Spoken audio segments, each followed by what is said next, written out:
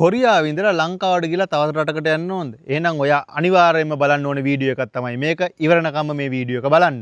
ඉතින් කොරියාවේ හෝ වේවා වෙනත් රටක හෝ වේවා මාස 6ක් ඔයා රටකට ගිහිල්ලා ඉන්නව නම් ඔයා ලංකාවට ඇවිල්ලා තවත් රටකට යනවා නම් ඔයාට අනිවාර්යයෙන්ම අවශ්‍ය කරන දෙයක් තියෙනවා. ඒ තමයි ඔයා ගියපු රටේ පොලිස් වාර්තාව.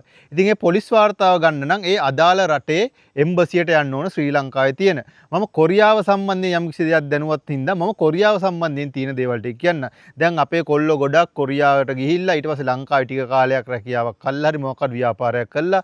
ආයිමත් කොරියාවට ඒමට හැකියාවක් ලැබුණාම රුමේනියාව, ඊශ්‍රායල ඒ වගේ රටවල් වලට යනවා. ඉතින් මේ රටවල් වලට යනකොට ඒගොල්ලන්ට ප්‍රධාන වශයෙන්ම ඕන කරන කාරණාවක් තමයි පොලිස් වාර්තාව. ඉතින් මේ පොලිස් වාර්තාව ගන්න කොහොමද කියලායි අද වීඩියෝ එකෙන්. පොලිස් වාර්තාව ගන්න එම්බසියට යනකොට මුලින්ම එම්බසියෙන් අපොයින්ට්මන්ට් එකක් දාගන්න ඕනේ.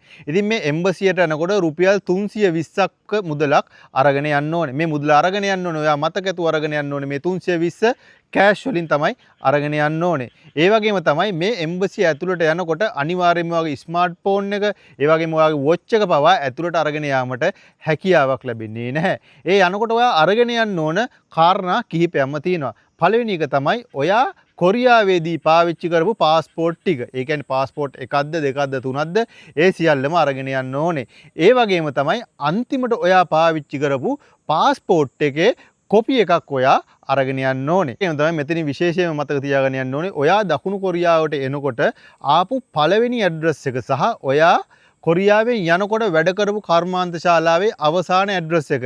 ඒ දෙකත් ඔයා මතක තියාගෙන යනවා නම් ඔයාට මේ ෆෝම් සෙට් එක පුරවන්න ඉතාමත් පහසු වෙනවා. එතන තමයි ඔයා යනකොට ඔයාගේ කොරියන් ඩෙන්ටිටි කාඩ් එකේ නම්බර් එක මතක තියාගෙන යන්න. ඒක ෆොටෝ කොපියක් අරන් යන්න පුළුවන් නම් වටිනවා. ඒ තමයි ඔයා ඇතුළට යනකොට ඔයාට පාස්පෝර්ට් සයිස් කලර් ෆොටෝ දෙයකුත් ඔයා අරගෙන යන්න අමතක කරන්න එපා. ඒ වගේ තමයි ඇතුළට ගියාට පස්සේ ඔයාට ලබා දෙන තොරතුරු සියල්ලම ඉතාමත් පැහැදිලි අකුරින් පුරවන්න ඕනේ. ඔයාට ගියාට පස්සේ මිත්‍රෝනි ෆෝම් 4ක් ලබා දෙනවා. ඒ ෆෝම් 4 ඔයා නිසියාකාරයෙන් පුරවන්න ඕනේ.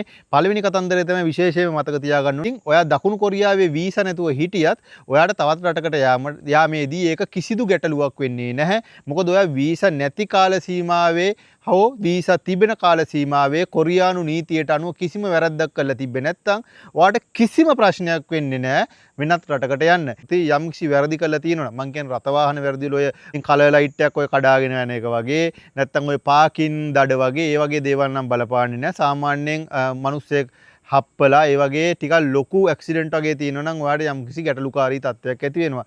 ඉතින් ඔයා කිසිදු අපරාධයකට සම්බන්ධ වෙලා නැත්නම් කොරියාවේ ඔයගොල්ලෝ කවුරුත් දන්නවා මොකක් හරි යම් කිසි පුංචි අපරාධයක් කළත් කොරියාවේ පොලිස් පොත්වල වැටෙන්නේ ක්‍රිමිනල් එවිඩන්ස් කියලා. එතකොට ඔයාට පොලිස් වාර්තාවක් ලබාගත්තත් ඒ පොලිස් වාර්තාවේ අයහපත් කරුණු තියෙන නිසා ඔයාට වෙනත් රටකට යාමට හැකියාවක් ලැබෙන්නේ නැහැ. ඉතින් ඔයා ලංකාවේ නෙමෙයි කොරියාවේ නෙමෙයි ඕනම රටක දැන් ඉන්නවනම් ඔයා ඒ රටවල් වල නීතියට අනුව නීතියට ගරු කරලා ඒ නීතියට අනුව වැඩ කරන්න. මොකද අපි දන්නේ නැහැ කොරියාවේ ඉඳලා ලංකාවට ගියාට පස්සේ තවත් රටකට අපිට යන්න හැකියාවක් තියෙයිද නැද්ද කියලා. අනිත් කතන්දරය තමයි කියන්න ඕනේ ඔයාට මේ පොලිස් වාර්තාව ලබා ගන්න පුළුවන් කාලය සති 2කින් සහ මාස 2කින්. සමහරුන් ඔය හදිසි අවශ්‍යතාව වල පොලිස් වාර්තාවල් ලබා ගන්න ඕනේ. ඒගොල්ලන්ට සති 2කින් ලබා දෙනවා. අනිත් කට්ටියට මාස 2කින් ලබා දෙනවා සම්පූර්ණ වාර්තාවක්. සති 2කින් ලබා දෙන්නේ తాවකාලික වාර්තාවක්. මාස 2කින් තමයි සම්පූර්ණ වාර්තාවක් ලබා දෙන්නේ. එහෙනම් සහෝදරනි ඔයගොල්ලෝ ශ්‍රී ලංකාවේ හිටියත් ශ්‍රී ලංකාවෙන් බැහැර හිටියත් ඒ තමන්ගේ රටේ නීතියට අනුව කටයුතු කරන්නේ. එතකොට ඔයාට ලංකාවට ගියත් ලංකාවෙන් ඉඳලා තවත් රටකට යනකොට කිසිම ප්‍රශ්නයක් වෙන්නේ නැහැ. එහෙනම් ගිහිල්ලා එන්නම් මගේ YouTube channel එක සබ් කරගෙන යන්න. මගේ සමන් චානක්‍ය Facebook channel එකත් follow කරගෙන යන්න කියලා ඔයගොල්ලන් බොහොම ආදරෙන් ඉල්ලා සිටිනවා. ගිහිල්ලා එන්නම් මේ වගේ තවත් ලස්සන වීඩියෝ එකකින් ආයිමත් හමු වෙමු.